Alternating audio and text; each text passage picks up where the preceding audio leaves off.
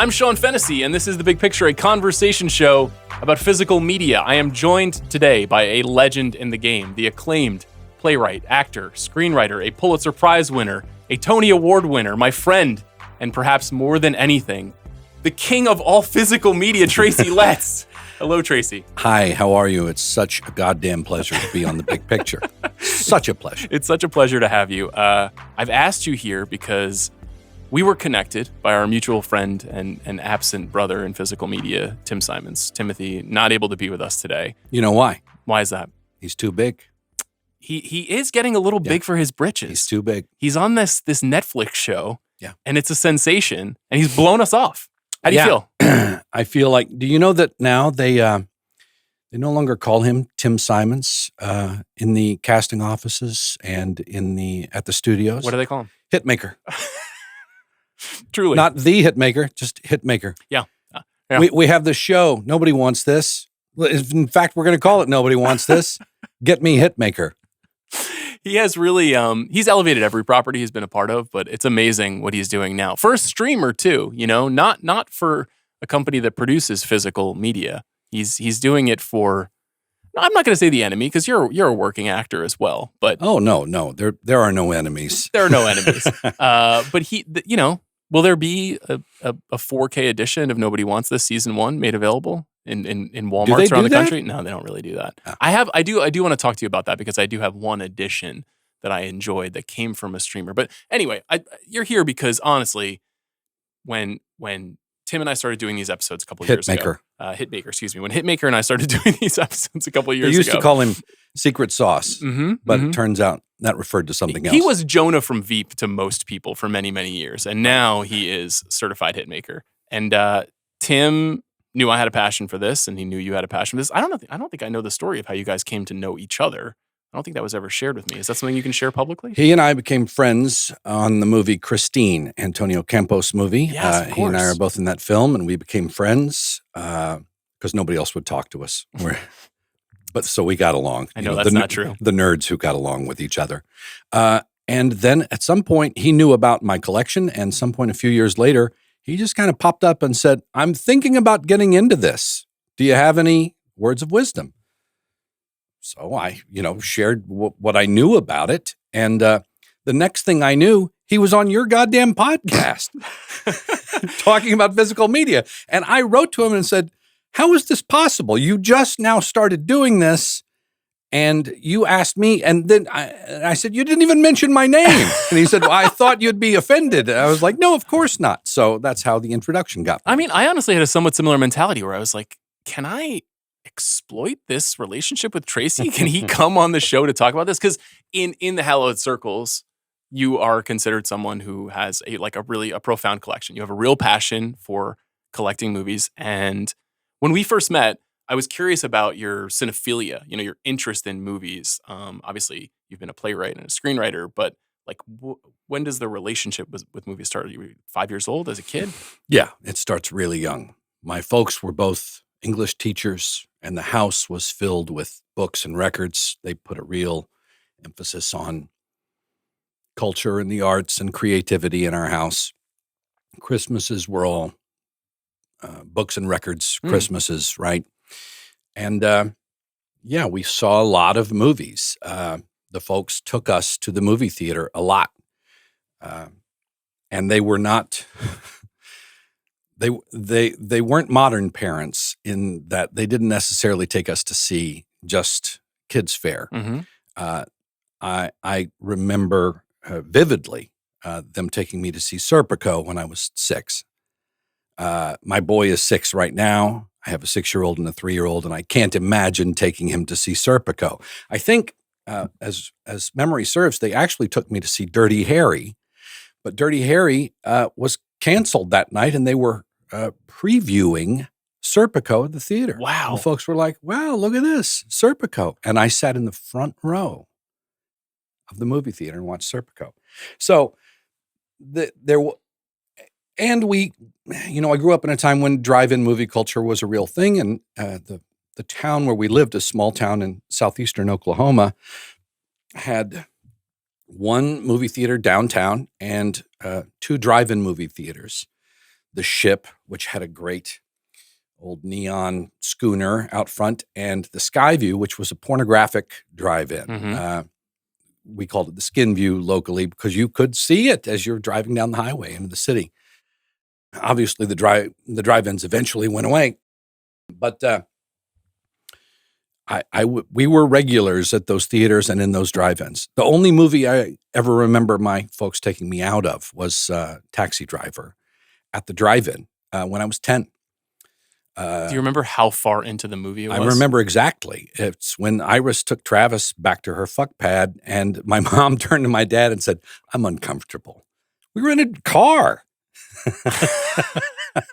Was it that they wanted to expose you to more mature themes? Anybody who has seen one of your plays staged perhaps knows that you're unafraid of the Right. transgressive. Did they want you to see those kinds of things, or was it just that at that time it was more common for kids to be exposed to the cinema of Sidney Lumet? I think they wanted to go to the movies. Uh-huh. And I don't think they wanted, I think they loved their kids and also didn't necessarily want to pay for a sitter. So they just took us to a lot of shit. Yeah. And there was not a lot of, it wasn't like now in terms of kids' fare. We got the occasional bed knobs and broomsticks, but that, Disney was at a real lull in its history when I was a kid. And of course, I'm from the last generation where we went to see the new John Wayne movie. When John Wayne movie came out, we went to the movie theater to see it. When the James Bond movie came out, we went to the movie theater to see it. So I grew up on that kind of stuff too. But they were also cultured, and I saw The Go-Between at a drive-in movie theater. Oh, wow. That was back in the news last year when they used the score to that film right in the Todd Haynes movie. And I knew it immediately when the Todd Haynes movie started. I was like, that's from The Go-Between. That's so funny. So did that make you think, a sophisticated movie consumer, or was there ever like a dip where sort of after your adolescence you didn't care about movies, or were you addicted from the very beginning because of those experiences? I was always addicted. My older brothers, I have two older brothers, they were more into music than movies. They liked movies, but they were not the freak that I was. My grandfather took me to the drive-in when I was 6, again, to see Frankenstein Must Be Destroyed and Dracula Has Risen from the Grave. These are Hammer movies. Yes. A double feature of full sentence Hammer titles. That's right. And we used to do those kinds of things. And oh my God, what an impact that had on my life. So I was always way, way into the movies. My dad, also being an English teacher at this small college in Durant, Oklahoma, he taught the only film class.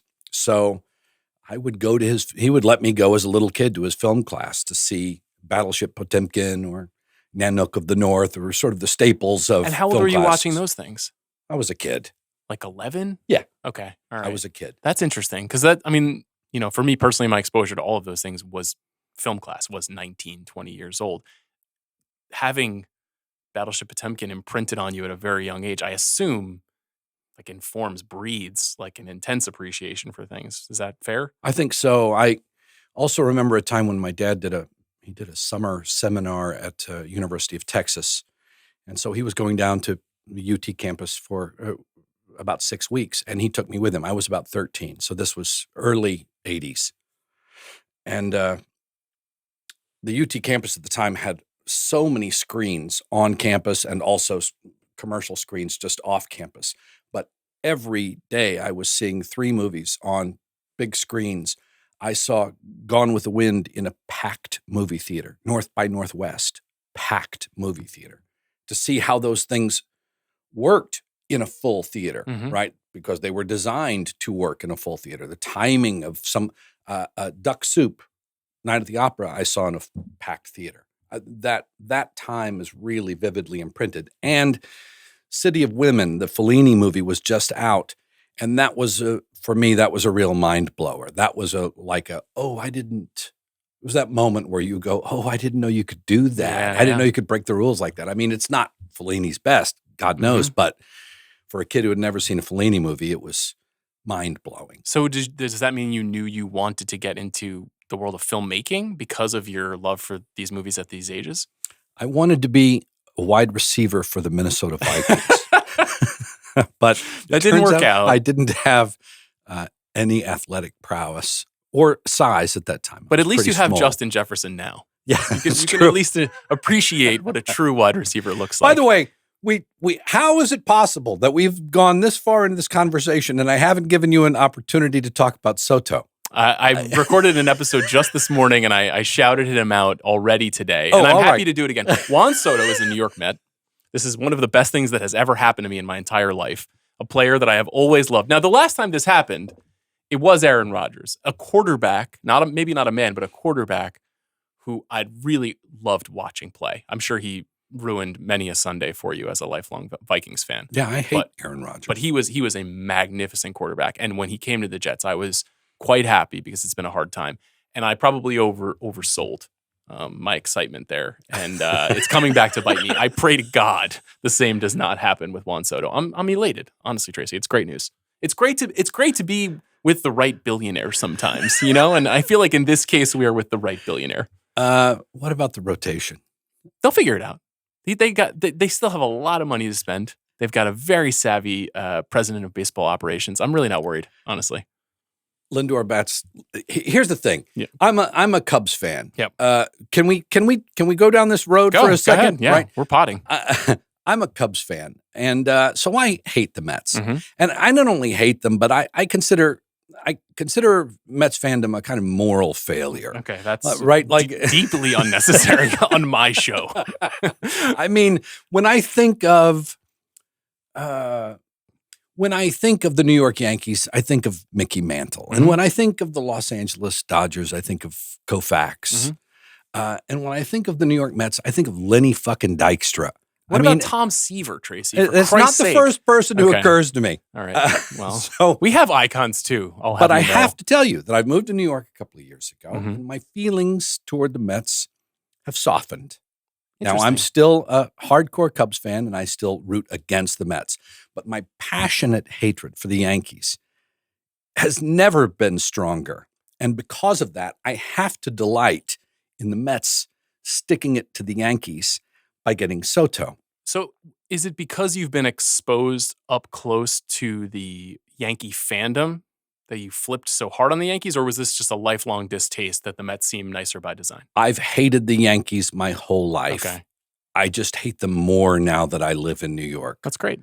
And we welcome also, you've become a friend, and I don't like long droughts. I don't think it's good for anybody. I don't think it's good for the soul. And how long has it been since you won a World Series? It's been 38 years now, and it'll be 39 at the beginning of next season. Do you remember the last one? I was 4 years old. So yeah, I remember the energy is what I recall. My dad was very, very happy at that time. So that gets into father-son shit. So how am I going to root against that? Yeah. Also, I'm a big Lindor fan. I think he's. How could you not be? I think he's fan. How can you be a baseball fan and not be a fan of that guy? Yeah, no, he's wonderful, and I'm so happy he has a running mate. And I have nothing bad to say about the Cubs. I rooted for you guys to win the World Series to break that curse, and I have nothing bad to say. I'm a lifelong Cubs fan and Vikings fan, so fuck everybody.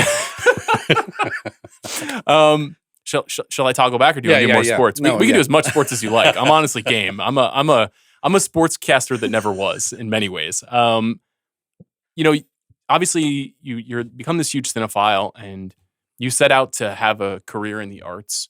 And how did that go? Was that hard? Was that easy? Having a career in the arts? Yeah. It's incredibly hard. So tell me about why it was, because I feel like it intersects a little bit with how you start to become a collector, right? So when I was 15, I did my first play, community theater play. And I was bitten by the bug early. And so I did a lot of community theater. I didn't have much of a high school theater, but what there was, I did. I did, one sort of drug-addled semester at college, and I did theater there. But I just got very deeply involved in the theater and in storytelling for the theater. I had written a couple of screenplays. They weren't any good. I tried to get them made. Moved to Dallas when I was, after my semester of college, I moved to Dallas for a couple of years and worked in the theater in Dallas. But it's not a great theater town. Mm-hmm. There is theater there. It's not a great. Were you working town. as an actor at that time? Were you trying to get plays staged? What were you doing? I was working as an actor.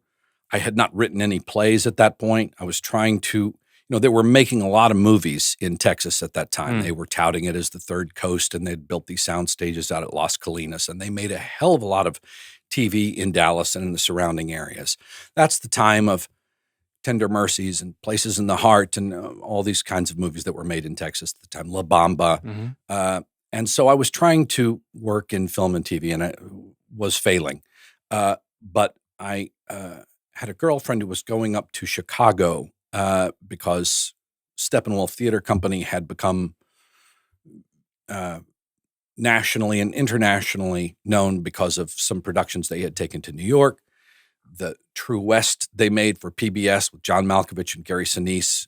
I mean, it became a real destination point for a lot of actors who, for whatever reason, didn't want to go to New York and Los Angeles, who maybe wanted to just do some good theater. And so I was part of that immigration to Chicago in the mid-'80s. So I was fully invested in the theater. Again, forays into film and TV, but Chicago's just not a place where they've ever made a lot of film and TV.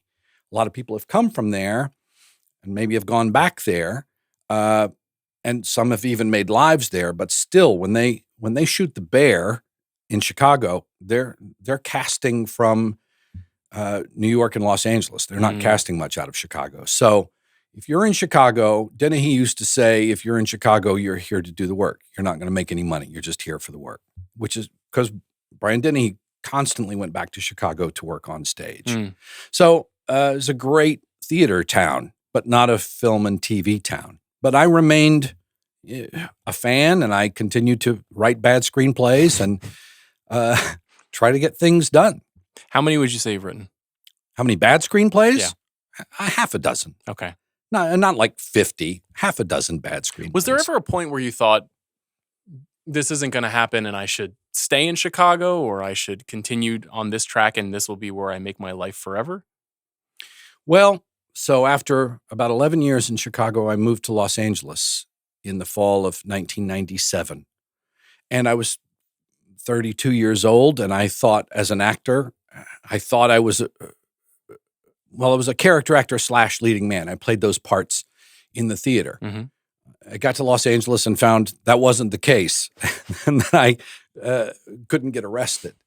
I came here and I did some things. I did a Seinfeld episode. I did a very good episode. I did a Drew Carey show. I did these weird fucking guest stars on Profiler or Pretender. I can't remember these. Right? Sure. I didn't really know what I was doing. Network TV is you were being cast in. I was being cast character roles in network, guest starring parts, network TV. I wasn't even getting auditions for series regular kinds of things. Still writing at this time? Still writing. Now, I had a couple of plays in Chicago that had been successful, Killer Joe and Bug. They had been very successful for the American theater, but still a kind of cult success. They never played theaters larger than 100 seats. Okay. They never made me any real money, more money than I was used to making, but never any real money. Was there any thought to catapulting from the notoriety of those shows to screenwriting work, that kind of like for hire style work? Well, when I came to LA, I took a lot of those meetings, but to this day, I don't know what I was thinking or they were thinking. I don't know what I was doing in those meetings. I remember going to Disney, and I think it was Disney, where I had a meeting. They were making a baseball comedy called Mr. 3000. Oh, I think they eventually made the movie. I believe Bernie Mac is the star of that movie, yeah, right? Years after I took the meeting on it, by the way. So this had been floating around Disney for a long time.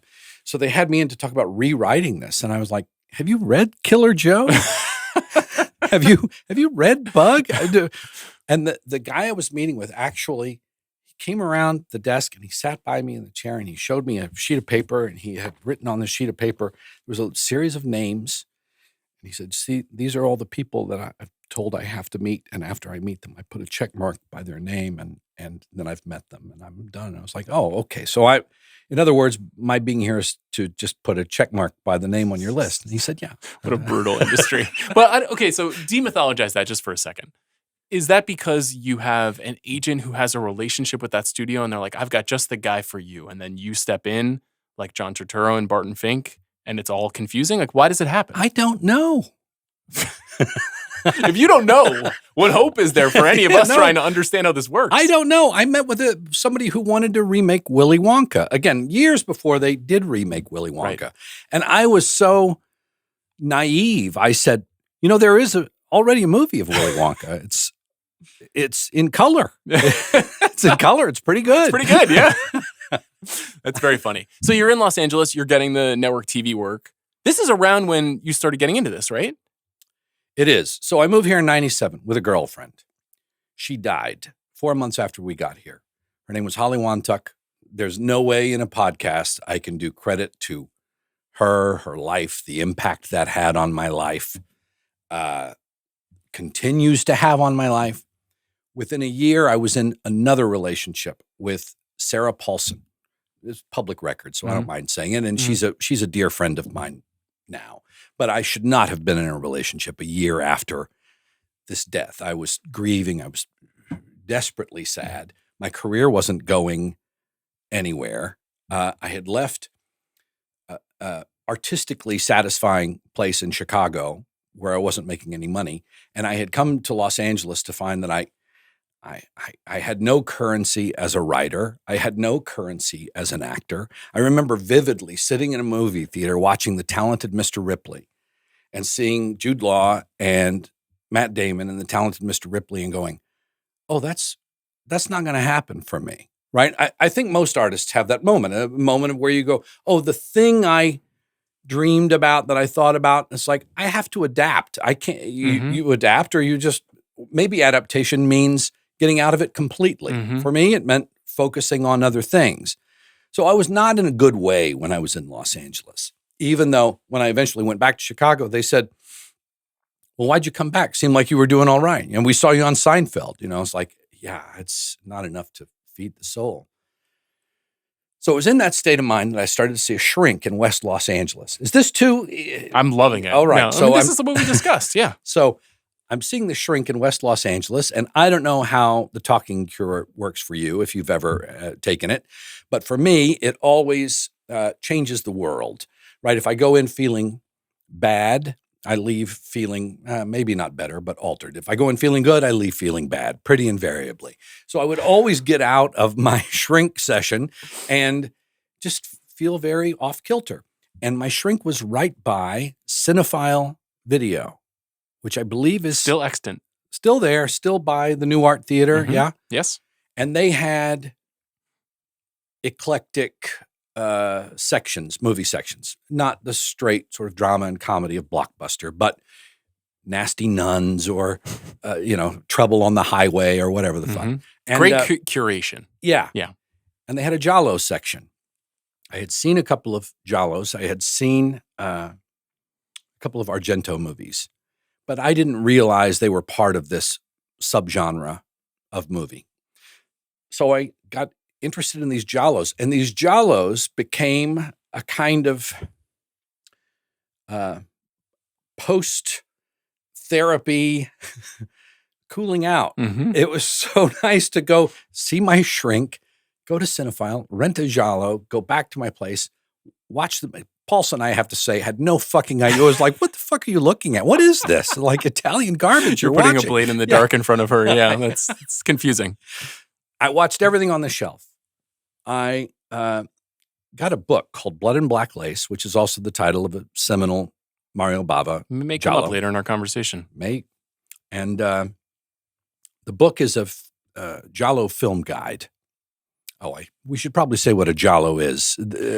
I've discussed it on the show before. It's an Italian style of thriller horror film that features several significant tropes. Probably the most memorable is the black-gloved killer wielding a blade of some kind, often murdering women. But there is this sort of whodunit mystery aspect to these films. There is a kind of opportunity for extraordinary color, often the color red, hence the title of the kind of film. And they're sort of like heavily influenced by American and British films. And then those films have now heavily influenced a lot of American and British horror movies in the last 30 years or so. Right. Huge influence on De Palma. Yes.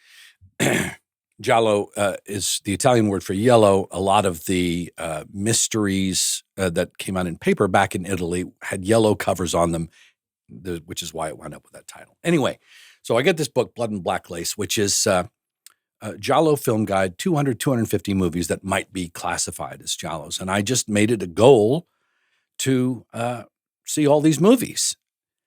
Well, as the nascent days of internet shopping, and so trying to track down these films, I got some weird DVD-Rs and crappy videotapes from London.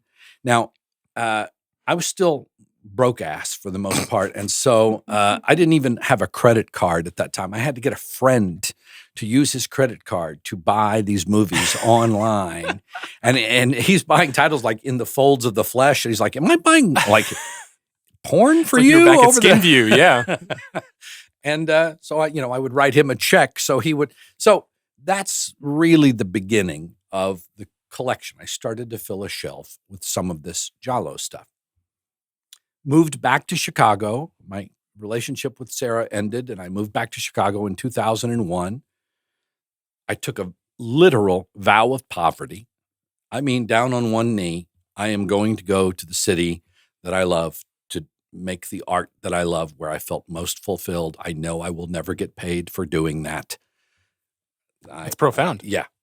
And I moved back to Chicago. The first thing I did when I got back was a production of Glengarry Glen Ross at Steppenwolf Theater, directed by Amy Morton, the great late Mike Nussbaum playing Shelley, and a wonderful actor named David Pasquesi, a dear friend of mine, who was playing Roma. And it was the time of my life.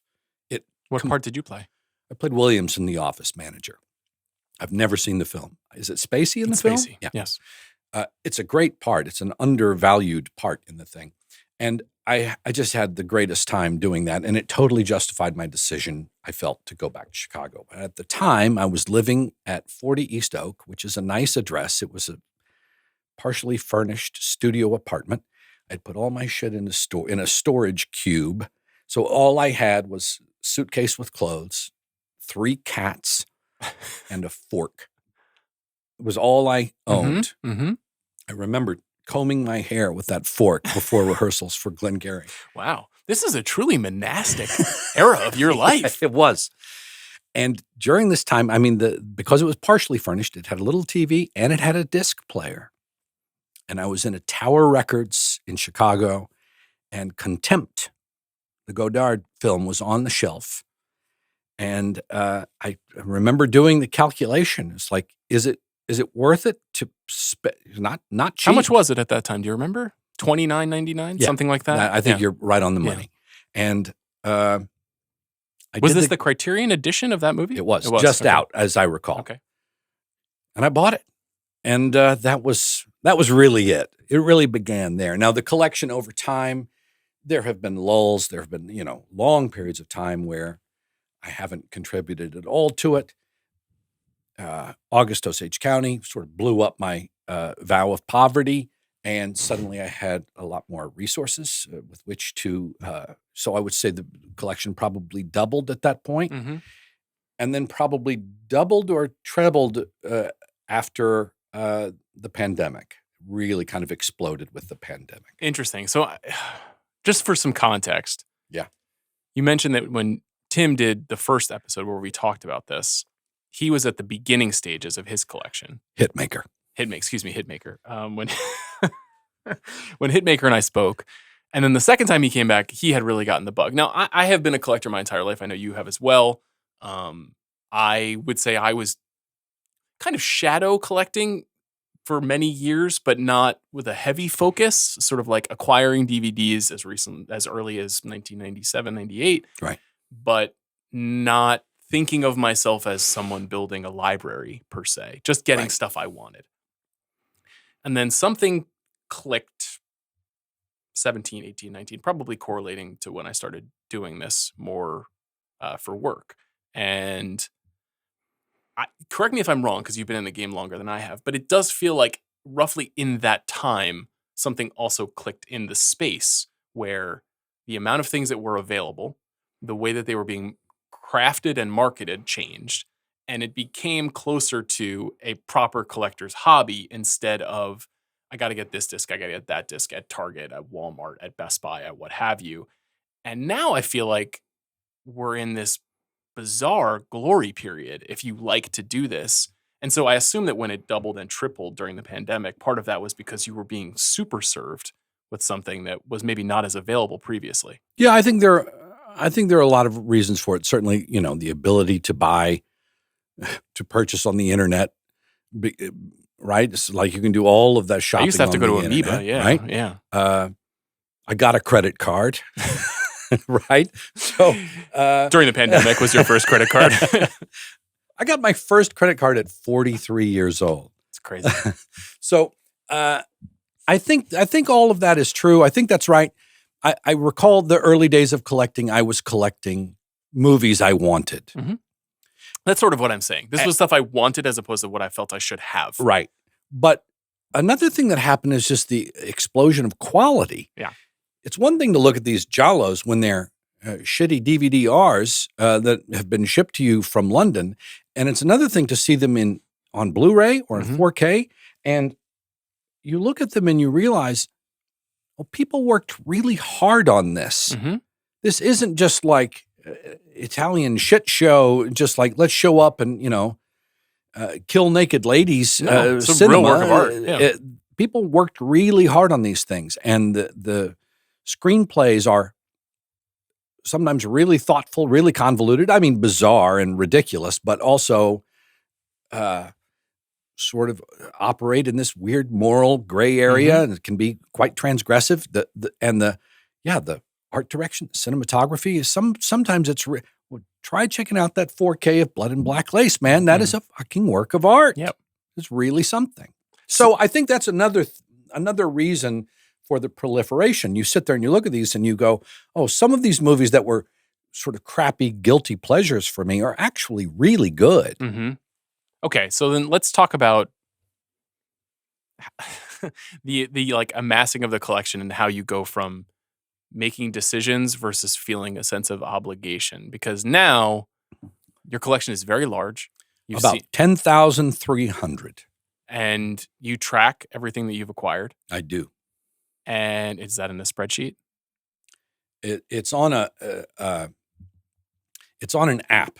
Okay. It's Collectors with a Z, CLZ. So they're getting an acknowledgement here from me, where you actually scan the barcode of the movie and it enters all of the information into a spreadsheet. So when you say you've got 10,300, first of all, obviously staggering number, incredible. A stupid number. I mean, it's a stupid number. It's aspirational. If you can do the math, I could conceivably watch 5 movies a day and get through them all before I die, but I'm not going to do that. I was going to ask you that. I mean, you and your wife are known for watching a great number of movies, tracking them over time, sharing them on social media, saying, here's what we watched. Of those 10,300, they're not all individual films. Are there duplicates of a number of films in different formats? Most of the duplicates have been weeded out. Sometimes I keep them because there'll be some special features on one that are not on another. Okay. A few for sentimental value, but not many. How do you store these guys? What do you do? Is there a room with an extraordinary series of shelves and you have access to everything? I have a lot of shelves. Is most stuff present in your home? It's all in my home. All available to you at any given time? It's all on a shelf in my home. Is the room climate controlled? Yeah, sure. Is there natural light in the room? Natural light? Yes. Sunlight able to make its way into the space? No. Is there a screen in the room where you can watch things? All of the movies are in 2 rooms. One of the rooms is the theater where the screen is. Okay. At this stage, we have this, there's this evolution. There's VHS, Laserdisc, DVD, Blu-ray, 4K, UHD, Blu-ray. Yeah. For some people listening, they're like, I just want the movie. I want to spend $9.99 and get the movie on DVD or Blu-ray. I don't care. In the last, 10 years, but really more 5 years or so, 4K has taken a huge step forward. A lot of titles are now being made available in that format. Yeah. Some of these movies look so much better, to your point about Blood and Black Lace. Yeah. Being elevated to this format. Are you only buying 4K now? How do you make decisions with? I buy 4K and Blu-ray. Occasionally, I'll buy a DVD if that's the only way I can get the film that I want to see. Okay. But that's very occasional. Do you have a list of wants? Are there things that you're like, I'm waiting to get this, or I'm waiting for this to be made available to me, or? Well, I have a list of things I wish they would bring out. Mhm. I mean, why do we not have a Paul Mazursky 70s box? It's insane. Why not? I don't get it. I know. Last Stop Greenwich Village. What are we doing? Why do we not have a? What are we doing? Yeah, I agree. Harry and Tonto. I agree. Everybody bitches about Art Carney winning the Academy Award over Al Pacino. It's like, maybe if we watched Harry and Tonto, you'd realize why he won that goddamn award. It's on DVD, I think. Harry it is, Tonto. and I own it on Yeah, DVD, but yeah. I would like, how about Paul Mazursky's Tempest? A greatly underrated movie. Just saw it a couple years ago on the Criterion Channel. It's fantastic, that movie. Why is that? Come on, somebody. That's an interesting thing because obviously, as your collection grows, I assume you have increasingly obscure titles. But the Paul Mazursky movies made for the studios in the 70s and 80s are not obscure titles. I don't get it. And so it's very confusing when there are huge swaths of movie history. Like The Heartbreak Kid is a very famous example because it's currently owned by like a medical supplies company. So there's no way to kind of disentangle the ownership of the Elaine May movie from that. Somehow they found their way to becoming the licensors of that movie. Right. I have that on DVD too. I do as well. But when it comes to stuff like that you're talking about, these movies are made for like MGM and Columbia. Isn't a lot of it music rights? Some of it for sure. So when you're making your list, is it because you know that these are movies you've seen and love, or is it because you have a vast knowledge of like the movie libraries in cinema history and you're trying to fill out those libraries? Yeah, I'm not trying to fill anything out. Okay. So what drives it at this point then? The labels. The individual labels and the work that they're creating. I mean, I'm talking about the Blu-ray labels and the work that they're creating. That drives a lot of it. I mean, there's a real focus on genre work from some of the labels, and they can do a great job of sort of upselling you on a bad movie in a nice package. But the truth is that some of the work that some of these companies putting out, not only great movies that we're seeing. I mean, you're seeing so clearly for the first time. I mean, try watching McCabe and Mrs. Miller on a 24-inch TV broadcast. I watched it on VHS. 1970. I mean, and then try watching the 4K McCabe and Mrs. Miller. It's a different experience. Mm-hmm. For that matter, try watching Underground Railroad. Watch the first 5 minutes of Underground Railroad on Blu-ray. Something I brought in just special today. And then watch the first 5 minutes of it on Amazon. You watch this and you're going to say, oh my God, that's a work of art. And you watch it on Amazon and you go, oh, that's a TV show. Yeah. So do you try to watch as much as possible then in these formats? Like, will you still stream TV? We do stream TV. Okay. I mean, we work in TV. Mm-hmm. I hope to work for Amazon. I just trashed. But we do work in TV. We like working in TV. Plays are better than movies, and movies are better than television. It's just the truth. I knew you would get there at some point in this conversation. So you store everything in your home. You don't. Now you play golf, right? I do. You're pretty good. I'm okay. You and Hitmaker, he's pretty good too. Now he's good. He's playing in pro-ams. He's better than you? He's quite good. Yeah. Yeah. He's much better than me. So, and you're also, what are you, 43? 42, yeah. 42 years old? And Hitmaker's around the same age. So, you guys have enough self-awareness to know that nobody gives a shit about your golf game. Nobody cares. I've tried to avoid discussing it on this podcast. Nobody cares about your golf game. Maybe the guy you play with cares only because he wants you to care about his. But no, you know not to bring it up, even in polite conversation, because nobody cares about your golf game. That's how I feel about the display of Blu-rays. Nobody gives a shit what they look. Nobody needs to see your. I have to correct you. I hate to correct you. You're like a wise, gifted, and thoughtful person who's been very kind to me, but you're wrong. Because here's how I know. When I curate a screening at a rep theater here in Los Angeles and do a meet and greet afterwards, there are some very lovely women, but it's a lot of men. And those men, they want to chat. They want to say, hey, thanks for doing this. I appreciate it. They want to shake my hand, and they want to show me a photograph on their phone of their Blu-ray display. And how much do you care? How much do you care? Well, as an ambassador to this hobby, you feel like you have to care. What I want to do is have empathy for the experience that they're having that I also enjoy, and that I'm frankly fascinated in with you as well. Like, I'm asking in part because it's a sick thing. Like, you pointed this out too. This is a sick thing, and you very generously sharing your personal experiences and how they led to this. Yeah, I think is an identification of a very safe and gentle sick. Do you want to talk about the sickness now? Shall we talk? Is it? Do you see it that way? Do you see it as a sick thing? Yeah, I do. Sick is a strong word. You're trying to fill an unfillable hole with physical media, and you're just not going to fill it that way. No.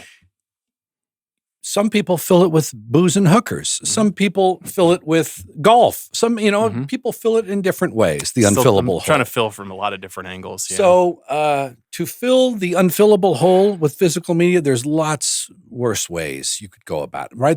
It's a pretty benign illness. I mean, it can cost you.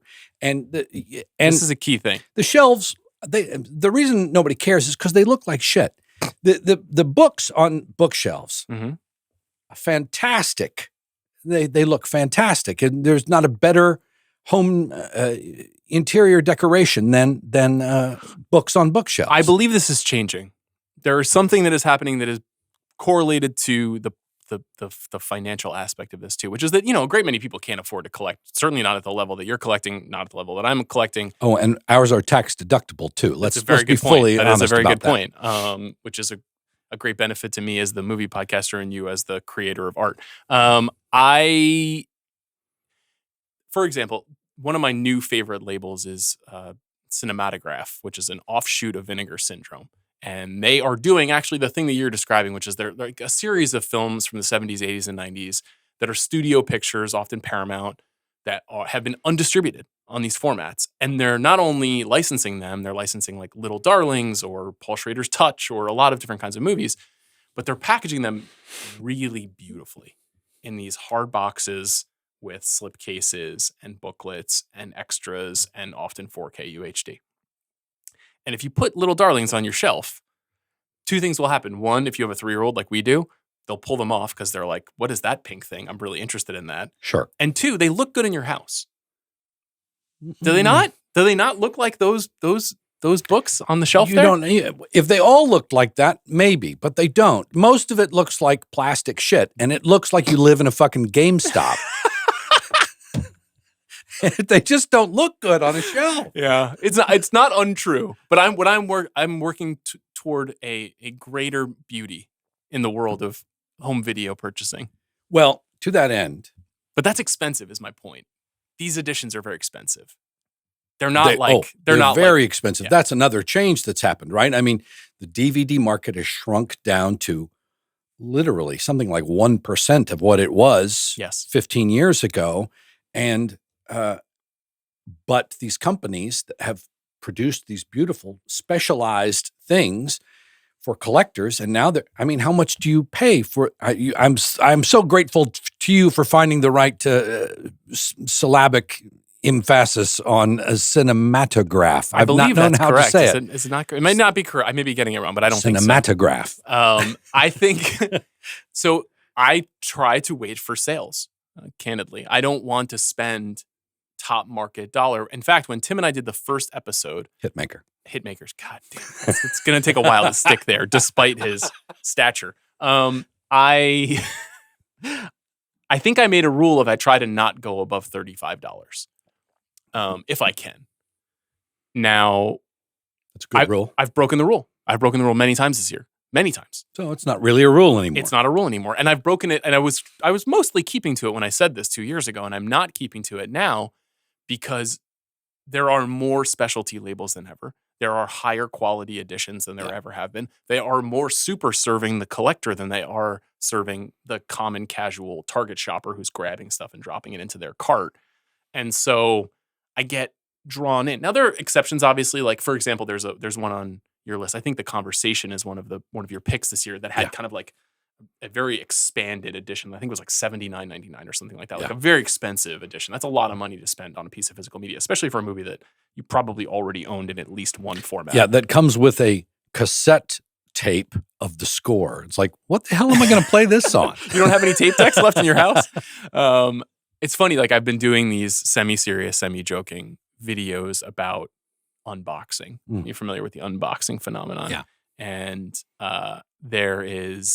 I found my Laserdisc copy of Seven Samurai, and I broke it out because Seven Samurai was just reissued on 4K UHD by both Criterion and BFI. Yeah. And the first Criterion I ever owned was Seven Samurai DVD. Nice. And I also had it on VHS when I was a kid. So I have all 4 editions in front of me. Is that your most purchased movie? Well, that was where I was leading, was sort of like, at what point are we done adding on top of the pile? Because there's going to be a new format. It's going to happen. You know it's going to happen, and you know you're going to buy it. So you're not done. But so are you resigned to just being screwed with this, where when they introduce 8K, that you'll just be like, I'll start replacing? I am now. Yes. What is your, okay, what does your wife think about that? You've got young children to think about. I have a 6-year-old and a 3-year-old, and a wife who's so lovely and patient. Again, this conversation about nobody gives a shit. So I told you we've got 2 rooms. There's the theater proper, which has a lot of shelves in it where the movies are. And then there's a little room outside the room, also in the basement. When we moved into this house, the basement, it was finished, but it just looked like a Marriott ballroom. So we went down and we put a couple of walls in there to seal off a little enclosed theater. And there are shelves inside there. And then right outside there, there are other shelves that we had put in. And so those are more public, right? You go downstairs and you see those shelves. So I thought, for my wife, wouldn't it be nice if I made them look like something, right? That they didn't look like you lived in a GameStop. So I tried to make them, I tried to arrange them by label and by color. Now, this is so against every organizing principle I have. Honestly, I'm having a panic attack just hearing you say that. That's awful. But she doesn't know where to find anything anyway. Okay. So if I am looking for Invasion of the Body Snatchers on 4K, I know, oh, it's in the arrows. Oh, and I know the box is white. Okay. I can find it pretty quickly. So you're organizing by label first, then color through label. In that outside section. Now, inside the theater, I have box sets. I have sort of A to Z by title. I hate it, but the directors have been pulled out so much for the labels that I don't feel I can organize by director. So that's just like an A to Z by title. And then I have a couple of sections of TV, documentary. For shame, TV. There's some TV in there. Yeah. For the longest time, the only way you could watch Homicide was on DVD. That's right. Yeah. My Barney Miller set is treasured to me. Yeah. It's the greatest television show that was ever on on TV. Has that been issued in 4K? Barney Miller is not. It's just on DVD. My The Prisoner on Blu-ray is that's a nice one. A must own for me. It's a great pandemic watch for me and my wife to go through The Prisoners. So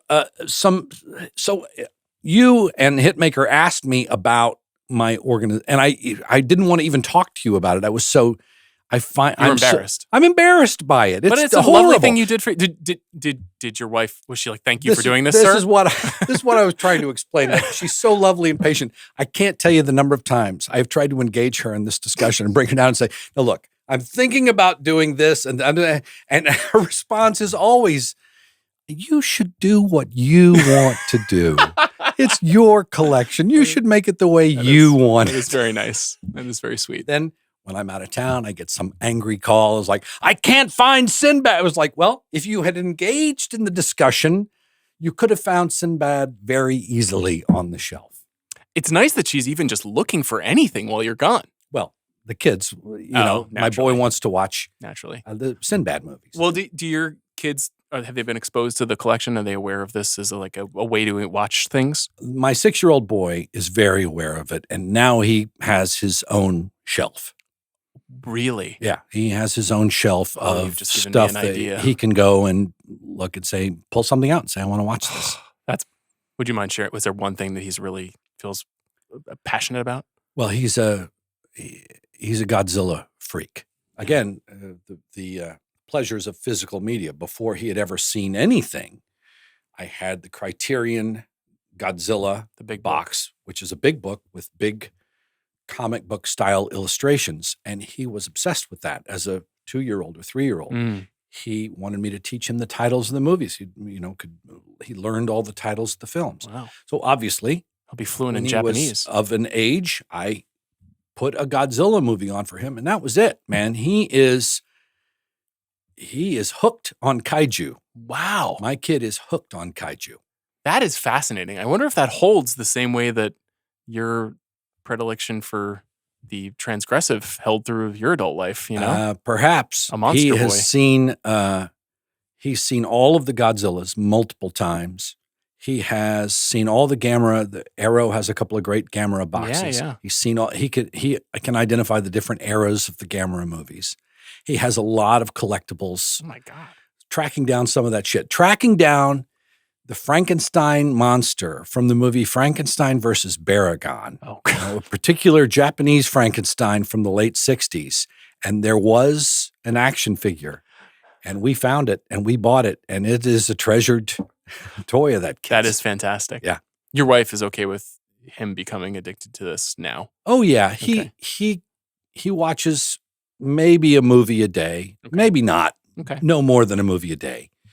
He prefers movies to TV. He has some TV shows he watches, but mostly he's a movie kid. He's been through all of the Universal horror. Okay. He loves. One of my proudest moment was when I put on Creature from the Black Lagoon, and as soon as it started, he said, "Yay, it's in black and white." I was like, "Oh, okay, all right." You have trained him well. There will be a rejection at a certain point, right? I imagine at some point he was going to be like, "Dad, get the fuck out of here with this." He was like, "Dad, you're a total dork, and I never want to see you again." That is genuinely heartwarming, and I have to seriously consider it. Because you obviously watch a lot of contemporary films as well. You're an Academy voter, for example. You keep up with a lot of stuff. Obviously, you're working in the business too. Do your kids care about contemporary stuff despite having this access to all of movie history, essentially? I don't know what they care. I don't know why they care about what they care about. He loves The Dark Crystal. That's one of his favorite movies. We showed him Dark Crystal. There's a great 4K of Dark Brand Crystal. new, yeah. And he loves it. He's seen that movie many, many times. He's really after my own heart with the creatures and the horror. Well, and amazing. We tried. Without trying to steer him into any one thing, we did try to present him with a lot of handmade stuff early, as Smart. opposed to CGI or that sheen. I mean, Carrie said Toy Story early to me. Now I've never actually seen Toy Story myself. It's a wonderful film. She wanted him to see Toy Story. She had shown it to her baby brothers when she's older than her baby brothers, and she had remembered showing it to them. And I didn't fight her on Toy Story. I did say, I'm afraid once we introduce that computer sheen animation to him, it's going to be hard to go. I'm afraid he's not going to want to watch Universal horror movies after seeing that. Wasn't the case. She showed him Toy Story. He thoroughly enjoyed Toy Story. He had a great time. He never asked to see it again. Interesting. Yeah. I mean, maybe there's just a certain kind of storytelling that he likes too that can't be accomplished in that Lion form. King, he loved. He's watched Lion King a bunch. Okay. He's watched it a bunch. Interesting. My concern, was computer animation versus hand-drawn, but my daughter, to this day, this Sleeping Beauty is probably her favorite film. That's like one of the most beautifully animated movies ever made. We do try to... He's seen all the Disney stuff. We don't lean into the Disney stuff, right? Because he likes creature features. Of all that Universal horror, Creature from the Black Lagoon was his favorite, and he's pretty much into Frankenstein too. He went as Frankenstein. That's for fantastic. Halloween. Yeah, he likes all that stuff. I don't know if I'm jealous, but I'm fascinated by his ability to get that far into that stuff at that age. It does remind me of. Yeah, I would sit in the library for hours and just look at books about monsters and try to understand the creation of monsters and mythologies. And so that's his first question about any movie. Are there creatures in it? So he loves the Harryhausen movies. He loves the Sinbad movies. He loves that stuff. Okay. Well, Talk to me about labels, because then we can use that to talk about what's been good this year. Are there any labels that you think I must own everything that they do? Yeah, Radiance Films. This is the big winner of 2024. I feel like you have Radiance. to own everything on Radiance Films. Can you explain who they are? It's a UK company, and they are purveyors of. They seem to specialize in a kind of some forgotten titles. The slightly overlooked world cinema, right? Yeah, absolutely. But it's not highfalutin. These are not art house movies for the most part. No, it's first of all, they do have a couple of American titles like The Hot Spot, Dennis Hopper movie, or Miami Blues, a great transfer of the great Miami Blues. Yeah. They had another one. They had the Landlord recently as well. Landlord, Early Ashby, right? Panic in Year Zero. I don't know if you've ever seen that. I haven't. Ray Milland. Well, you should see it. It's bonkers. It's he directed the movie, Ray Milland. Oh, okay. And it's post-apocalypse, and now everybody needs to get a gun to survive. It's really kind of scary. Sounds relevant. Scarily relevant. Messiah of Evil also was a big release of theirs. That was my favorite release of last year. Right. Yes.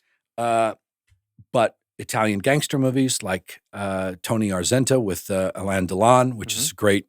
I'm a hitman getting out of the business. Come on. We've seen it before. We'll see it again. The 1960s Yakuza movies. Some of these titles I did know, like Sympathy for the Underdog and Yakuza Graveyard. These are Fukasaku movies. They are great. Big Time Gambling Boss, Yamashita movie that I had never heard of. This was one of their first releases and a good indicator of what they're doing, which is they're really mining for kind of micro classics, for lack of a better phrase, like films that in their home countries or to cinephiles in those countries are meaningful movies or meaningful contributions, but that were not picked by Criterion or Kino Lorber or any of the other kind of classics titles, and giving them a huge spotlight and amazing transfers. So I feel as a collector a responsibility to buy everything that they put out, not only because I want it, but because I want to support that company and what they're doing, and because I'm in a position to be able to do that. So if I already have a perfectly fine transfer of Bride Wore Black and they come out with their edition of Bride Wore Black, I'm still buying the Radiance. I bought that one as well. One of my picks for this year is Daie Gothic, which is 3 ghost stories from the Japanese studio that produced Rashomon, some of the Kurosawa classics, one of the most important Japanese, sort of government-funded Japanese movie studios of the 50s and 60s that, in the great tradition of Japanese ghost stories, created some movies. I'd never heard of any of these 3 films. They're all fantastic. They have incredible features like Kiyoshi Kurosawa talking about why these movies are impactful and how they informed his movies. Radiance is a great company. A great company. Thumbs up, Radiance. More? Give me a couple more, yeah. Canadian International Pictures. I'm at a loss. Break it down. This is why you're here. It's a Canadian company, and they focus on forgotten Canadian cinema. Love it. They are platformed on Vinegar Syndrome. Vinegar Syndrome is their own label, but they also platform a lot of smaller labels, and one of them is Canadian International Pictures. Denis Arcand, who the French-Canadian filmmaker who made Barbarian Invasions and Jesus of Montreal, got his start in the early 70s with an informal trilogy of crime films, Dirty Money, Rajan Padavani, and Gina, all really good, low-budget crime films, sort of. It's like, what if Ken Loach made a crime film? There's some social consciousness to them too, but really good, interesting stuff. And you realize watching that stuff, it's like, oh, every country has its own cinema and its own heritage, and some of it we just have never had access to. Incredible. Have you spoken to Hitmaker about this label? I feel like as he digs deeper in, he's like starting to get a little bit intrigued by the smaller outfits. He's too big. Yeah. I can't get through to him He's just buying Warner Brothers discs at this point. He's just, he's on the lot. He's on the lot. All of the lots. Okay, one more. What's one more?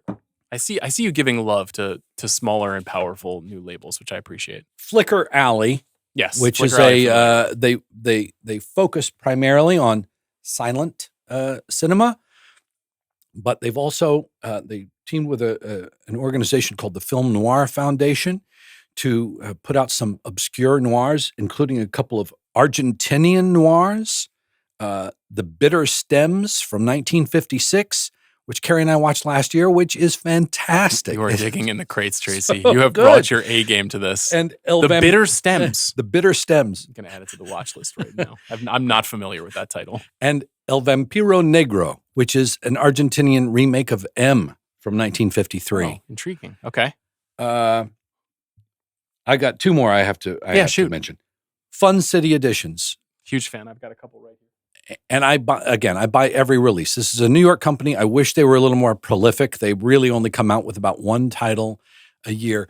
This movie, Deep in the Heart, was a revelation to me. I did not know that movie at all. I purchased this because of your recommendation. Oh my God, it's so good. Fantastic movie. Also, bizarrely relevant film right now. Bizarrely relevant. What is it, 1983 or something? Oh, man. And a Texas production, to your point about moving to Dallas, right? Yeah. And this is their edition of Bad Company, the Bad 70s Company, film which that was we needed on Blu-ray for a long unavailable time. for a very long time.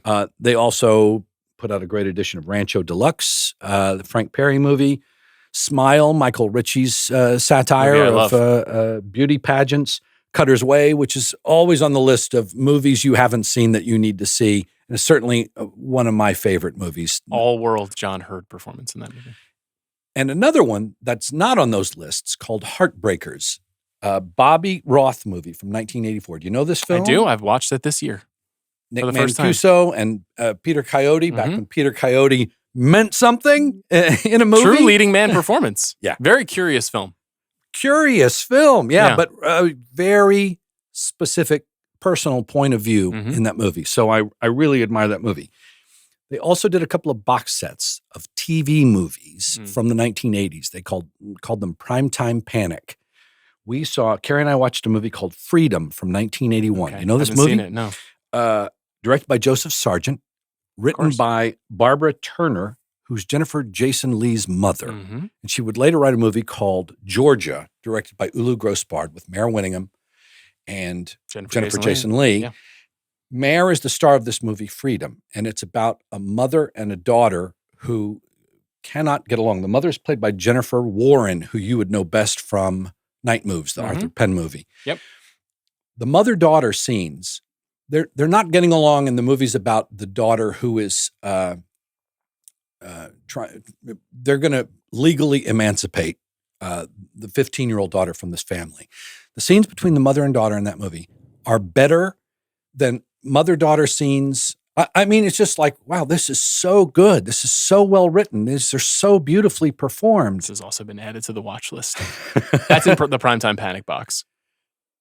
Yes. Primetime Panic box. Very good. And, TV movies used to be, well, I guess they still I've talked to Quentin make Tarantino about this many times because he has this incredible knowledge of television movies, which was just a huge thing, 60s, 70s, 80s, 90s even.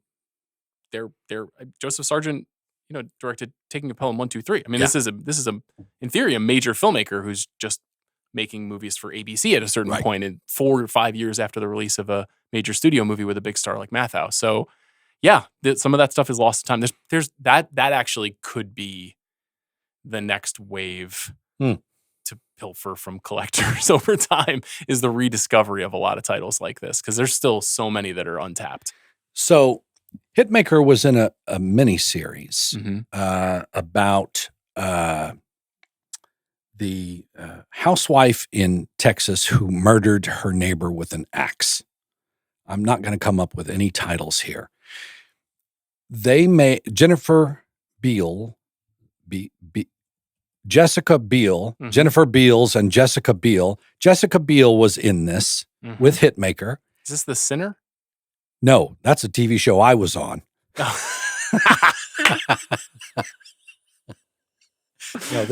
We're talking about Candy, is the series that Hitmaker was on. And Candy came out the Still doing same those network time. jobs. Candy came out the same time as another story with Lizzie Olsen playing, Right. right? That was the Max series. Yeah. Well, what nobody remembers is that this story was filmed in the 1980s, directed by Stephen Gyllenhaal, with Barbara Hershey playing the mother in a performance that will knock your socks off. Wow. She's fantastic. Is it called Murder in a Small Town or Killing in a Small Town? The reason I know that movie is because one of the actors in that film was Dennis Letts. My dad plays the sheriff.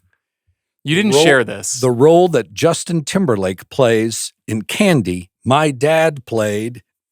Somehow, so it's a Killing in a Small Town, 1990 film with Barbara Hershey, Brian Dennehy, John Terry. Is your father, Dennis Letts, is listed here on Letterboxd. There you go. This was already on my watch list. Wow.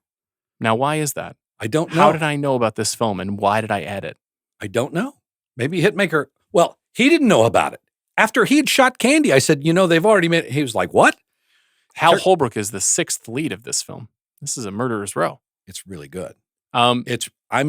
She will chill your blood. It is a great performance. She's a great underrated actress. You didn't tell tale of your father, who after years as an English teacher did become a performer.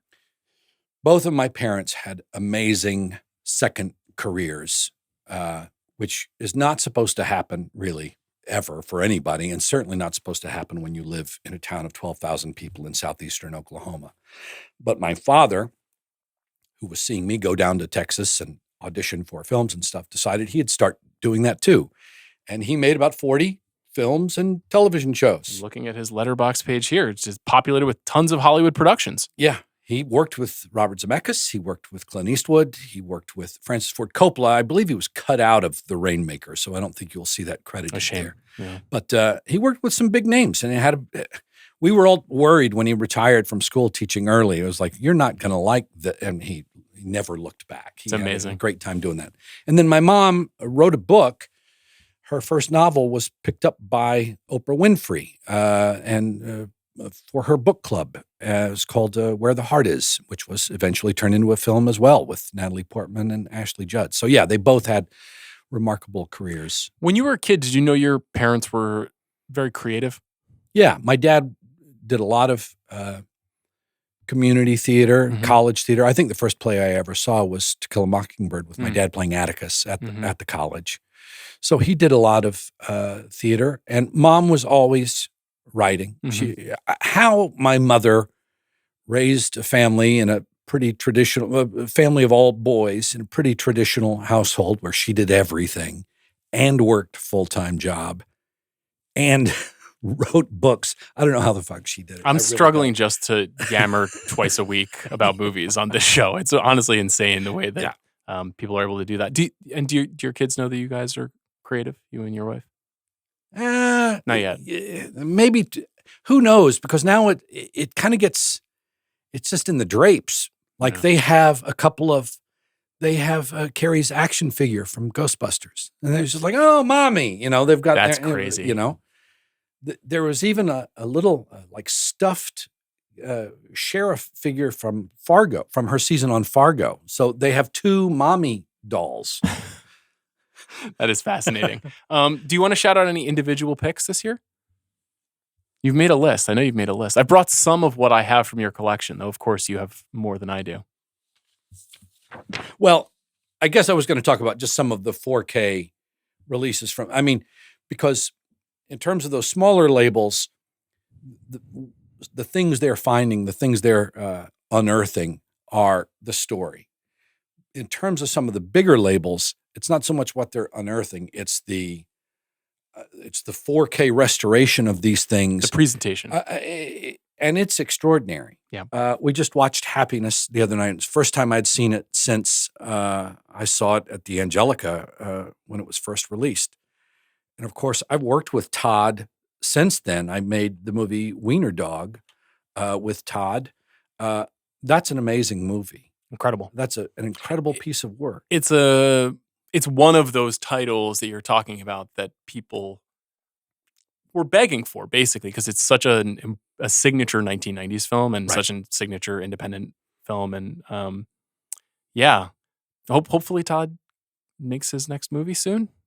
I think he lost. I know. It seems he like lost financing at the same time that Todd Haynes was losing his movie. It was really depressing. Very sad. But this is an incredible addition and a deeply uncomfortable in a good way film. I told Carrie. Carrie had never seen it, but it was a rewatch for me. And I told her, I said, when you read the comments and there's horrible like troll like the Nazis who were on.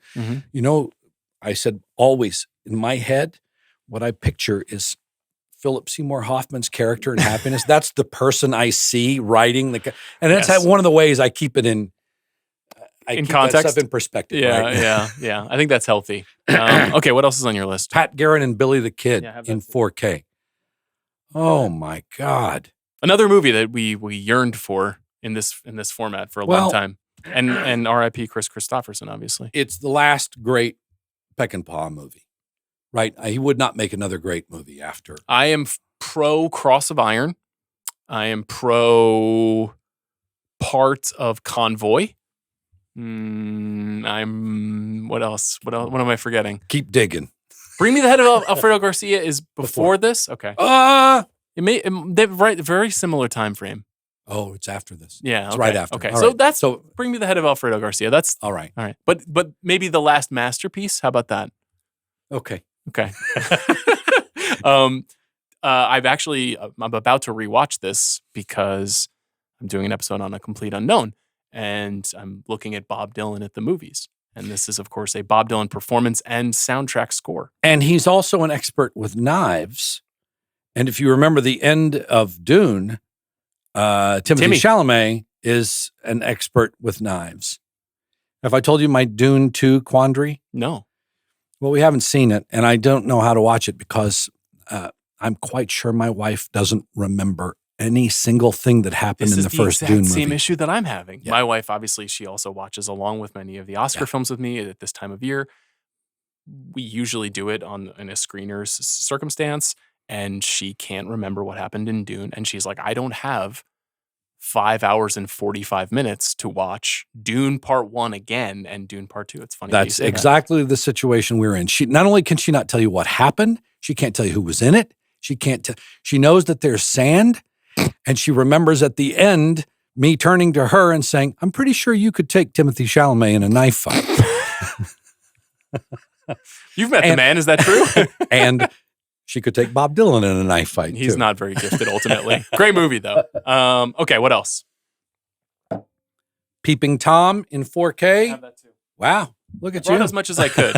I'm pretty up to date on my criterions these days. An important release, right? The movie that, for all intents and purposes, ended Michael Powell's career. It was very unpopular at the time, but very influential and great horror movie. And nice round shape to your Giallo introduction, because this is obviously a hugely influential movie on those Italian filmmakers. Yeah. Okay. What else? Let me see what else I have. McCabe and Mrs. Miller. I don't have the 4K, unfortunately. I only have the Blu-ray, so I didn't bring it with me. I go back to the earlier point. Try watching it on a 24-inch screen in 1978. I don't think that's possible. Try watching it in 4K now. It's revelatory. They really are revelations. You go, oh my God. They will actually change the meanings of some films for you when you go, I never realized that's what that person. Well, in the pan and scan, when those movies are on TV, you can't see. That's right. 40% of the film. The edges of the frames are just gone. So yeah, now with the way the televisions are and the way that these restorations are working, a movie like that is fascinating because also Altman as a director, obviously the way that the camera moves is unlike most filmmakers, and what's happening over here matters. Right. So to lose it, you're right. You're learning something new. Yeah. Great recommendation. New information. Altman would have turned 100 next year, so I'm doing a big episode about him and about his films and hopefully his lost films, the 80s stuff. I auditioned for him once. What was the film? The Company. Oh, yeah, the ballet film. Yeah, which he shot in Chicago. I didn't get it. Was he He was running so late in the auditions that he stopped taking people individually and he started taking us in groups. That's not common. It wasn't great. Great director. What else? Blood and Black Lace in 4K from Arrow. Yep. Here we go. Here's that. Oh, man. It's fantastic. This is a beautiful movie. Invasion of the Body Snatchers, 1978. Phil Kaufman. I watched that this year. It's just in the Hitmaker text chain that we share. You were touting this quite quite loudly a few months ago. Oh my God. There have been a couple of editions of this movie now. This movie has really been rediscovered and reappraised. Right. Actually, Adam Naiman often, regularly, I guess, on the show. This is one of his favorite films of all time. He's written about it multiple times, I think, for The Ringer. But absolutely amazing movie. Also lost Donald Sutherland this year as well. That's one right. Of his great performances. That's right. What else do I have? Can I keep matching you? Wages of Fear? I have that. Wow. I'm doing good. This is Wages of Fear. This is not the Criterion edition of this film. Right. This is the BFI version. In 4K. 4K restoration, which is obviously the film that Sorcerer, Friedkin's, your collaborator and friend, sort of adapted for Sorcerer. He would always say, it's not based on the Wages of Fear. I'm like, yeah, but he was like, well, it wouldn't exist without the Wages of Fear. I was like, yeah, that's true too. I've been joking that there's a certain kind of man in Los Angeles recently whose whole personality is I love Sorcerer. I don't know if you're aware of this. That like guys who just go to rep theaters. Hitmaker might be one of these guys actually. He also loves Sorcerer. But if you really are a Sorcerer boy, this is a film you should watch. We have a nanny / friend. She's a dear friend of ours. When we get really busy, we have to double nanny. Yes. And so she lives in Los Angeles. She's going to come up and introduce herself to you at a movie theater at some point. She says she sees you there all the time. Fabulous. So she was with us for a few months while Carrie was in Thailand making White Lotus. And so I showed her some movies. She'd never heard of Sorcerer, had never heard of it. And I showed it to her and it's just like, she's like, this is now my favorite movie. She's the one who made us watch all those goddamn Mission Impossible movies. What do you mean all those goddamn? You mean all of those wonderful features? All those superb Mission Impossible movies. It's just not our genre. And Carrie and I watch it and we go, okay, we don't see a lot of this stuff. And we're happy to know that that's one of the best examples of that kind of stuff. Can you give me just like a couple of minutes on Friedkin and your experiences with him and getting to know him? I adored him. He was such a lovely, generous man. He was so good to me and my family. I just adored him. And, I missed the days of Hurricane Billy and all the kind of wild behavior and stuff, but he was very open in talking to me about those days. Mm-hmm. And he was the kind of guy you could say, hey, tell me about making The Exorcist. And he'd just sit down and talk to you for a couple of hours about making The Exorcist. He loved to tell the old stories. He was such a great guy. Bug was happening in New York, Michael Shannon and Shannon Cochran in the New York production of Bug, and he saw it, and he called me out of the blue while I was actually acting in a production of Who's Afraid of Virginia Woolf at the Alliance Theater in Atlanta, not the one we eventually took to New York. But I thought it was a joke. I thought somebody was playing a joke on me. Hello, this is William Friedkin. When he eventually convinced me he was actually who he said he was, he just said he saw the play and that he thought it was great and he loved it. And that was it. He called again 24 hours later and said, I want to make a movie of this. I can't get it out of my head. And I said, great. He said, I'll fly you out to Los Angeles tomorrow. I'm like, I'm doing a run of a play. I can't go. So I finished the play, flew to LA. I met with Billy. And he was one of the few people I ever dealt with in the movie business who did everything he said he was going to do. I mean, he was just a straight shooter and such respect for the writer. Just a great guy. I was not on set for the production of Bug or Killer Joke because I was doing plays during both of those when they shot those movies. But I was always deeply in conversation with Bill while he was making those movies. And he continued to be a part of our lives and the lives of our kids and stuff. And he's just, I miss him terribly. He's a great, great fellow. Those are such great films, and that actually, I think there is a Bug 4K restoration. Just came out. That just came Kino out. Lorber. And do you have a special place in your home for your work? Do you own those things? It's in the A to Z, baby. No, a true Democrat. Yeah. I do not put it on a separate shelf. You want to keep rolling through titles? Paths of Glory. Yeah, I think I have. I think I forgot to bring it. Yeah, I have it at home. Yeah, it's both on Eureka and Kino Lorber on 4K. I think maybe the Eureka is. I believe it's just Blu-ray. The Eureka. I think the Kino Lorber is 4K. No. The other way around. Eureka. I think they're both 4K. Oh, I only have one. I don't remember which one. I think I have. And I Kino think the Lorber. Eureka is maybe a touch better. What does that mean when you say a touch better? Because they'll go shopping, right? They'll look and for example, Inglourious Bastards is available on 4K. It is now available in an Arrow 4K. The Arrow 4K maybe has one more special feature and nicer packaging, original artwork, but it's the same transfer. It's basically the same movie. then I would say it's not worth the double dip unless it is to you, unless you say, I want that Arrow packaging on my shelf, Right, or right. I want that special feature, or you're just the completist in you is just like, I need everything associated with this movie. I need the poster. I need the cassette tape, all the bells and whistles. Who knows? Yeah, I fall somewhere in the middle. I like a nice hard case for the presentation. I do not need any of the toys. I Not don't really need the interested in toys either. Have you seen The Third Man? I have. I mean, it's my favorite film of all time. I did not buy that edition because I don't want that toy in my house. I don't need it. I don't need a Ferris wheel. You open the box. Not only is there a pop-up Ferris wheel, but the score plays Ooh. when you open the box. I do love a zither. So Wow, maybe you've compelled me to. I Yeah. think that might be sold out, actually. That may not be available. I want you to know that transfer is a legit. In anticipation of this podcast, I looked at it again compared to the other. I mean, Third Man's one of the most purchased movies in my house, and yeah, it's worth it. I am waiting for them to issue just the regular edition of that, and I will get that. Right. Kino Lorber this year. Oh, you talked about the conversation. Yes. That transfer as well, whether you want the big packaging and the cassette tape or not, that transfer is really impactful. You know, when the movie first starts, it has that kind of waxy 70s film look, and where the credits look a little blurry, and you're like, oh shit, it looks like an episode of MASH, right? It's just like not quite. And then the movie proper starts, and you've never seen it with such clarity. Okay. It's really superb.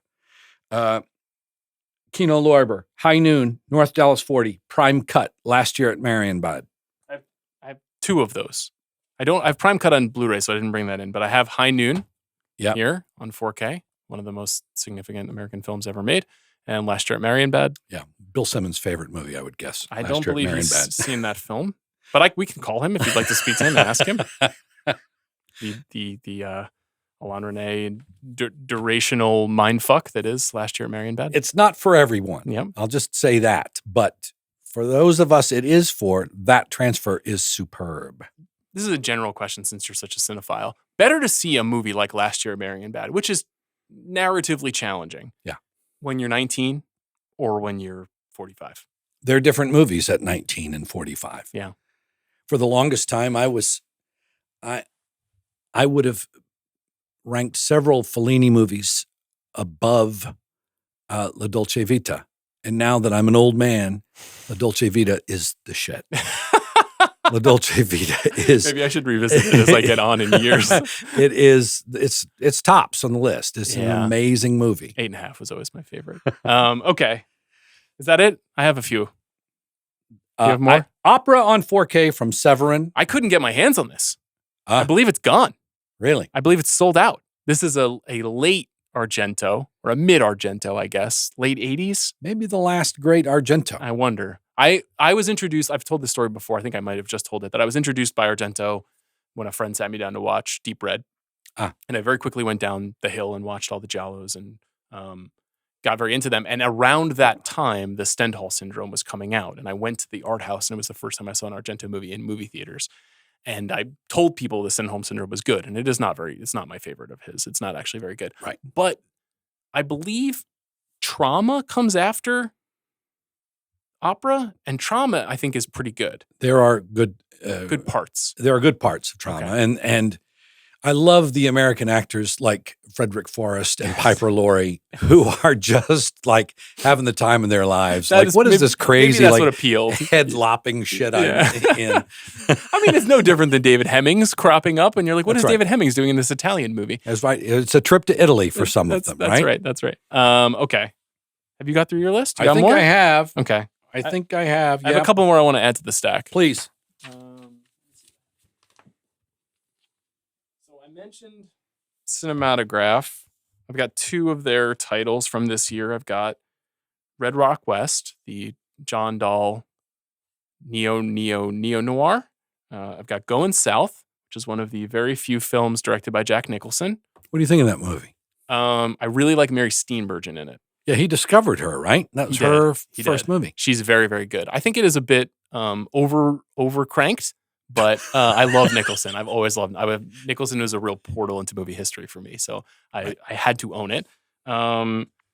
2 more criterions, very simple. More movies that I've wanted to own for a long time, which are Greg Araki's movies, which were very, I would say, creatively instructional for me as a young movie watcher. More movies that I didn't know you could make movies like this. Oh, right. Particularly Nowhere, which is his sort of like omnibus tale of,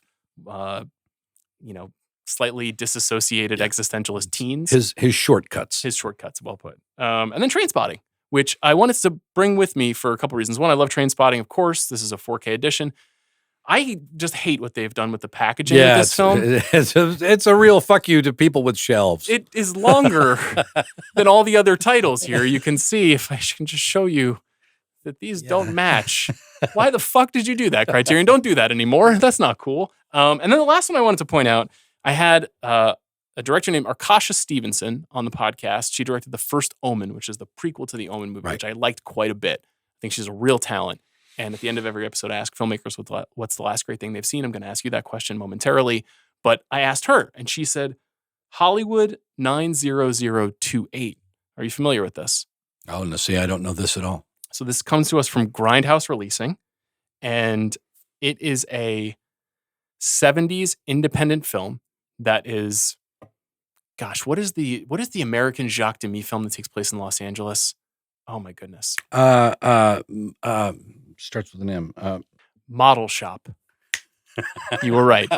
Jacques Demy's Model Shop, which is like one part art house movie and one part weird genre guy picks up girls and has sex with them movie. Yeah. This is kind of a version of that. It is one part art house existentialist drama, one part horror slasher movie. Arkasha is actually quoted on the back of it, as is Ty West, as is Sean Baker. This is one of like the major genre discoveries of the year. Grindhouse Releasing doesn't put out very many films. I also have their copy of Death Game, another movie I love. I don't know this at all. So this is I put you onto something. You have put me on something. I don't know at all. You watched it. I watched it. Yes. Thumbs up. Thumbs up. Yes. Cool. It is not exactly what you're expecting based on the packaging here, but actually the pink will probably likely draw in my daughter as well in the future. Though I don't think she's ready to watch that one just yet. It's been a great year for this sort of thing. What sort of thing? $59. Oh, yes. 4K UHD editions. Yeah. That conversation box is pretty pricey. The Third Man is pretty pricey. Like what we were saying, this is where it is now, though. Yeah. I mean, there are just fewer and fewer people who buy these things, but the people who buy them are so passionate about owning them. The collectors are passionate.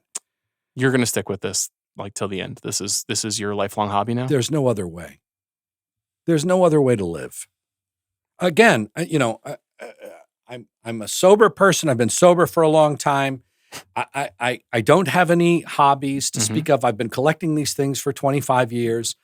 I gamble on sports, but I'm very conservative about it. I have a business manager who's also got a lot of years of sobriety, so he's watching me. So I can't go crazy with You putting money on Sam Darnold? I have been winning with Sam Darnold this year. I'll have you know. Congratulations. I hope that continues. So I don't think there's any other way for me. Okay. And the truth is, my wife, she does love it. She's patronizing about the collection, but the truth is she loves it. I will tell you about our movie nights. Please. So during the pandemic, I had amassed this collection, but we never watched it because we were always doing theater. So we never had a chance to watch movies. And then the pandemic happened and the quarantine, and we all found good qualities to the quarantine. And one of them was that we would put our son down at the time. We didn't have a daughter yet. We would put our son down and we would clean up the kitchen, and then we would go down and watch a movie. We watched a movie a night. And it was a time when everybody was sharing the way they were getting through a difficult time. Yes. And we weren't baking bread, and we weren't watching the Michael Jordan documentary, though we eventually got there and watched that. But for Carrie, I think she just started tweeting the title of the movie, #movie night, or #quarantine life, or whatever. She would do this every night, and people enjoyed it. No review, no thumbs up, no thumbs down, just here's what we're doing. And instead of watching Friends or Tiger King, you could also watch McCabe and Mrs. Miller. You could also spend your time doing something. I feel like The Devils was one of those where when she tweeted, did you guys watch The Devils together? We did. There is a very good BFI DVD of The Devils. It's never come out on Blue, but it's actually quite good DVD. And she had never seen it, and I had not seen it. Again, I had watched it on fuzzy old television back in the day, but it's one of my favorite movies of all time. It's one of the best movies ever made. It is a great, great movie. And so she thoroughly enjoyed movie night, and she continued it even beyond the pandemic as we would watch movies, and she would enjoy movies from the collection. It's gotten a little challenging now because Twitter's, there's all of the Nazis. There's Nazis all over Twitter. It's not what it used to be, that's for sure. And so she's trying to get off of Twitter. What about Blue Sky? She's gone to Blue Sky. Oh, I didn't even know that. And she's started sending out the movie night on Blue Sky. Oh, I didn't know. We have just joined the Letterboxd community. Yeah, let's speak about that. I'm so glad you brought it up. Well, it's because of Nazis on Twitter. That's why we're on Letterboxd. Yeah. There was, I did an episode with Chris last week, and we talked about, is there any concern about the kind of gamification that comes with letterboxing? Of course, my first instinct when you were telling me titles I'd never heard of was to go to Letterboxd and add it to my watch list and make it a part of the spreadsheet of my life. But I find that it's just an amazing, for the most part, a very nice community of people who actually care about movies. And if you go to the right corners and recommend the right things, they will pay it forward, which is a really nice thing. Right. So we've done that. She's continued to. Here's another unique thing about my movie night with Carrie. I choose 100% of the time. I make the choice of what we're going to watch. Now, before you decide that I'm, some caveman, the truth is it's her choice that it's my choice. Mm-hmm. She's like, I'm overwhelmed. Your collection is, I'm overwhelmed by it. Mm-hmm. I make choices all day long. I don't want to choose. I don't want to be part of this. She's overwhelmed by streaming, all the tiles on streaming, all the different streaming services. She's just like, you put something on and I'll watch it. That's been our arrangement for many years now. Of course, she has veto power. Mm-hmm. She's never exercised it. There's not a single kind of movie that she won't want to watch, or, well, God bless you both. And it makes the curation, I feel a certain responsibility about the way I curate it, right? I'm not going to follow the Clint Eastwood movie with The Dirty Dozen with Pat Garrett and Billy the Kid, right? I don't think I would do that anyway, just for my own tastes are more, I hope, a bit more diverse than that. But I'm conscious of the fact that I have an audience that I'm programming for. And so, and I've even said to her, hey, do you want to try and do like a deep dive on Buñuel? Like, shall we spend a couple of weeks? And she said, I'm not in film school. This is not what this is for me. I like the variety. I like mixing it up. I like going from movie to TV, from comedy to drama, from old to new. Just mix it up for me. So it's a great arrangement. That's wonderful.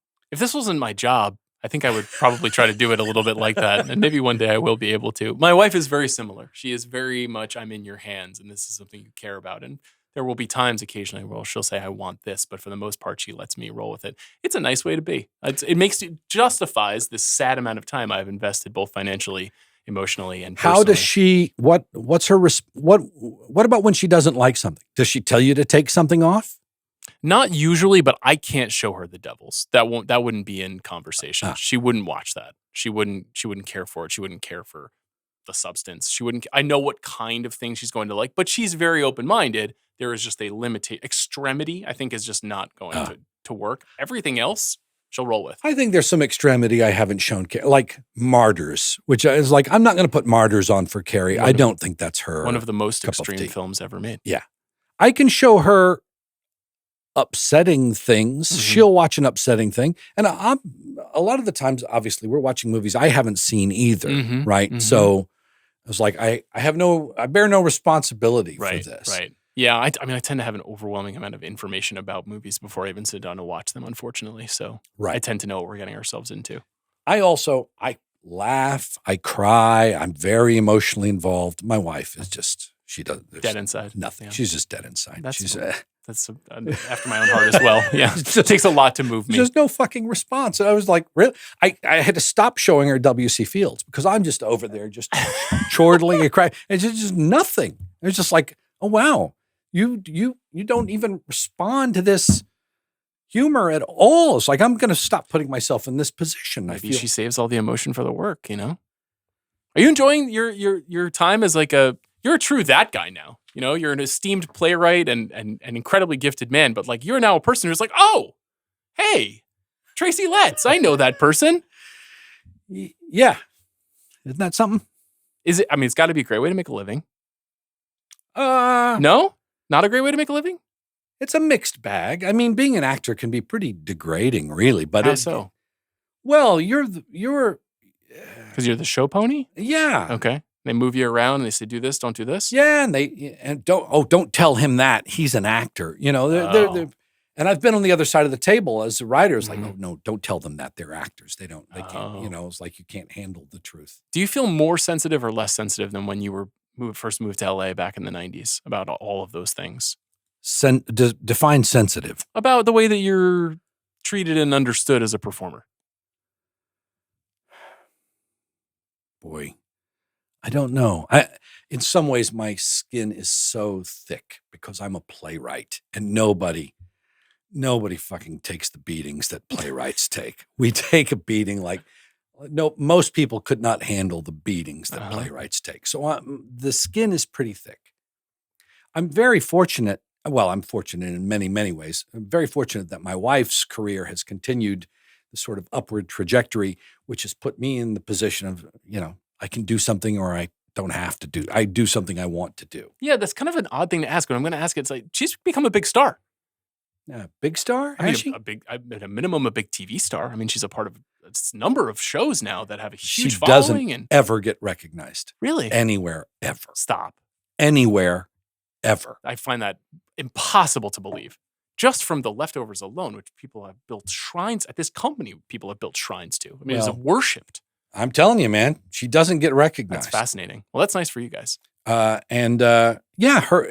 It's rare. She's, you know, you guys are around the same age, and normally it's a time, or has been historically a time, where jobs for women tend to fall off a table, and hers have just continued to sort of go up. And so it has allowed me a certain freedom to say, to be choosy and say, I'll do this, I won't do that. Okay. Also, we've got 2 young kids at home. So the first question both of us ask is, where does it shoot? You know, the idea that she went to Thailand for 6 fucking months for White Lotus. And it was really challenging with, 2 little kids. I was a single dad living in Westchester for 6 months. It's hard. Yeah. That's a 1-season show though. So in theory. White Lotus? Yeah. Oh yeah. Yeah. Okay. Well, at least there's that. But 15 million people will watch it. Is that meaningful? A lot of people will see it. It's obviously proven to be kind of a golden ticket for a lot of actors who do it. She loves Mike, and we both love Mike's work. In fact, after she got the gig, one of the first things we watched was Chuck and Buck. She had never seen it. I owned it on DVD, so I showed her Chuck and Buck. Still not issued on Blu-ray. Another 90s Sundance classic. Yeah, that's funny. You feel good about the state of movies? There are many, many amazing artists doing amazing work in this country and internationally. It's always been hard to make movies.